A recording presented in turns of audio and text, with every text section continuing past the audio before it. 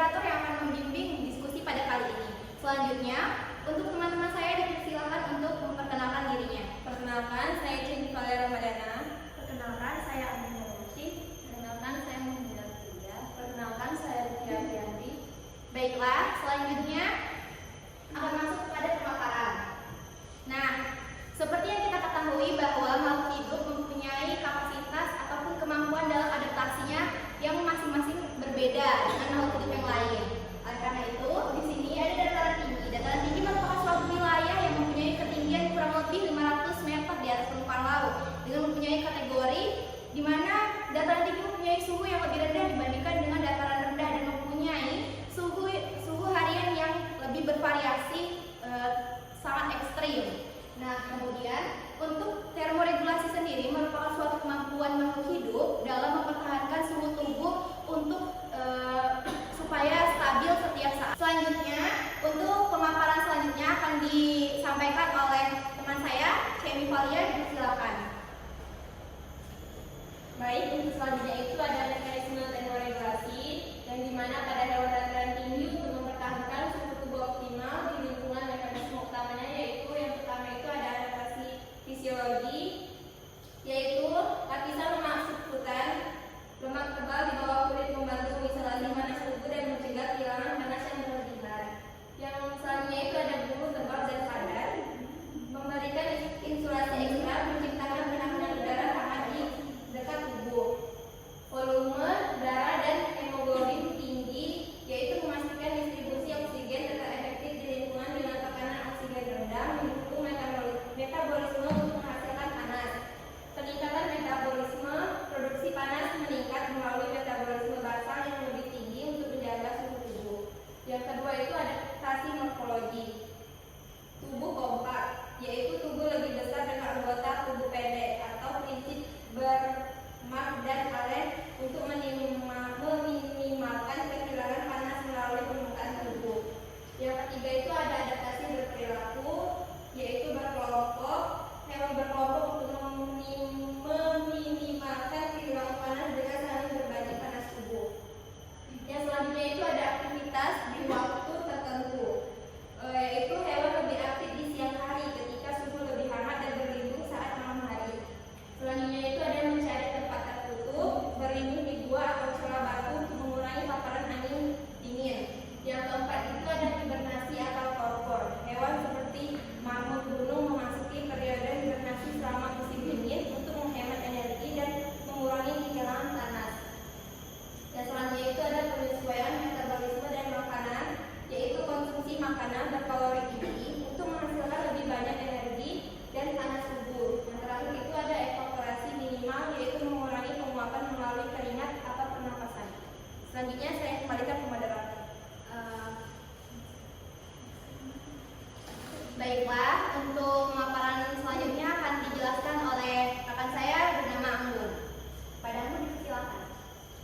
Baiklah, di sini terdapat faktor yang mempengaruhi termoregulasi hewan di dataran tinggi. Terlihat ada beberapa: suhu lingkungan, tekanan udara, dan kepadatan udara. Suhu lingkungan itu sendiri di dataran tinggi cenderung sejuk dan dingin dengan rata-rata suhu berkisar 20-30 derajat Celcius. Pada tekanan udara, di dataran tinggi lebih rendah dibandingkan di kawasan rendah seperti pantai dan perkotaan. Yang ketiga ada kepadatan udara. Udara di dataran tinggi lebih tipis dan memiliki kepadatan yang semakin rendah.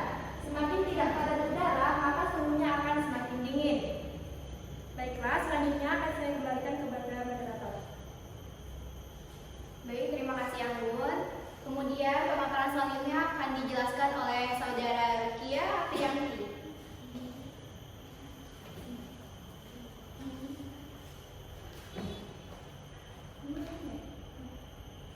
Oke, selanjutnya ada perilaku termoregulasi hewan mengatasi cuaca ekstrim. Nah, salah satunya itu adalah mengatasi suhu dingin.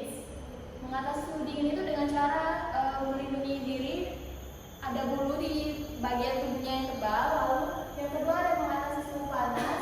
Yang ketiga ada migrasi. Yang keempat ada estivasi.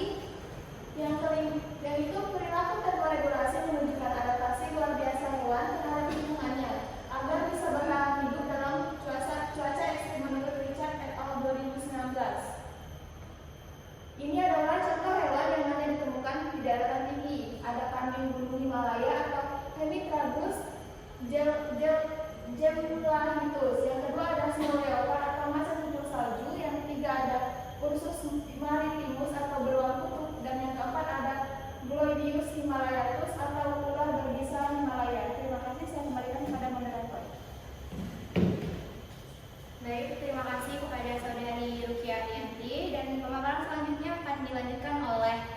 Saudari Lia.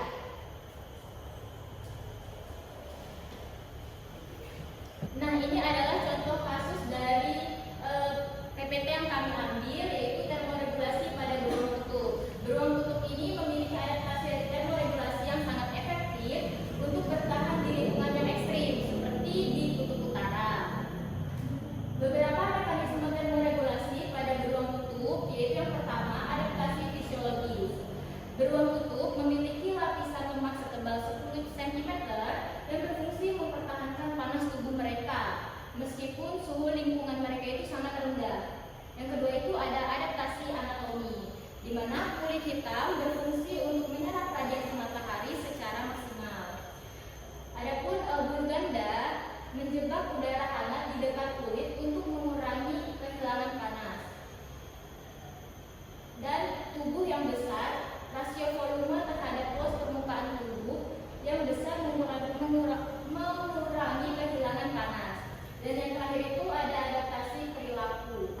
Beruang kutub menggali lubang di salju untuk berlindung dari angin kencang dan mempertahankan suhu panas tubuh mereka. Mengurangi aktivitas fisik untuk menghemat energi dan mengurangi produksi panas yang berlebihan. Nah, beruang kutub ini juga bisa berenang untuk berburu di air dingin dan memanfaatkan lapisan lemak tebal sebagai isolator. Selanjutnya akan saya kembalikan ke moderator. Baik, berikut merupakan jurnal yang kami ambil dari studi kasus, di mana The Acute Physiological Response of Polar Bear the Helicopter Chapter. Nah, pada jurnal ini membahas mengenai adaptasi pada beruang kutub di dataran tinggi yang dia mampu beradaptasi dengan fisiologi maupun dengan morfologi dan juga adaptasi perilaku yang sudah mereka tunjukkan pada jurnal tersebut. Baik, kesimpulan yang dapat dihasilkan pada pemaparan kali ini